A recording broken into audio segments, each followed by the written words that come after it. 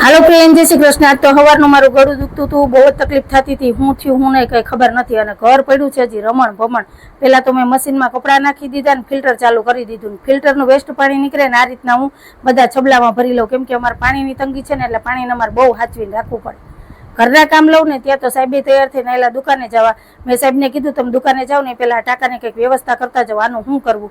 પાણીની તંગી છે ને, એટલે મમતાબેન ઘરે ત્યાં મોટો ટાંકો લઈને દઈ ગયા હતા, તમે ભરો ને વાપરો। પણ ટાંકો ભર્યો ન ભર્યો ને તો આનું ડસ્કર નીકળી ગયું, તો હવે આને ભંગારમાં દેવાનો રહ્યો। અને આ બાજુ તો જો કેવા સરસ ફૂલ ખીલ્યા હતા, જોઈને દિલ ખુશ થઈ જાય। ત્યાં તો અમારા મમતાબેન આવી ગયા, એને ચા પીધો ને વાસણ ઉટકા અને બાટલો વયો ગયો હતો ને, તો મેં સાહેબને ફોન કર્યો। સાહેબને ઘરાક હતા ને એટલે સાહેબે મનુભાઈને મોકલા। આમ તો હું બાટલો બદલાવી લઉં, પણ આજ વખતે નવો બાટલો હતો ને તો સિલિન્ડર ફિટ નહોતું થતું, એટલે મનુભાઈએ બાટલો ફિટ કરી દીધો।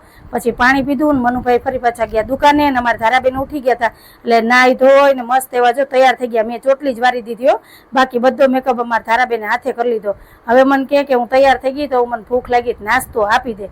પછી મેં ધારાને આપી દીધો નાસ્તો, એટલે નાસ્તો કરવા બેઠી। હું થોડીક વાર બેઠી ને આજે બપોરના જમવામાં હતી ઓરિયાની દાળ, ભાત અને રોટલી, તો મસ્ત એવી રસોઈ તૈયાર થઈ ગઈ ને પછી મેં ઠંડી રોટલીની ચંદન ચકોરી બનાવી અને તૈયાર કરી લીધી ને પ્લેટફોર્મ સાફ કર્યું, બધું કામ કરી લીધું।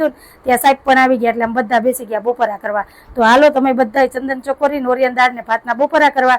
બપોરા કરીને થોડોક આરામ કર્યો ને પછી રોંઢે અમારે જવાનું હતું કાકીને ઘરે, તો હાલો અમે જઈએ કાકીને ઘરે। ત્યાં સુધી તમે વિડીયોને લાઈક શેર સબસ્ક્રાઈબ કરી દેજો, ને આજ કમેન્ટમાં કહેજો તમને ચંદન ચકોરી ભાવે કે નહીં। આવજો, જય ભોલેનાથ, જય શ્રી રામ।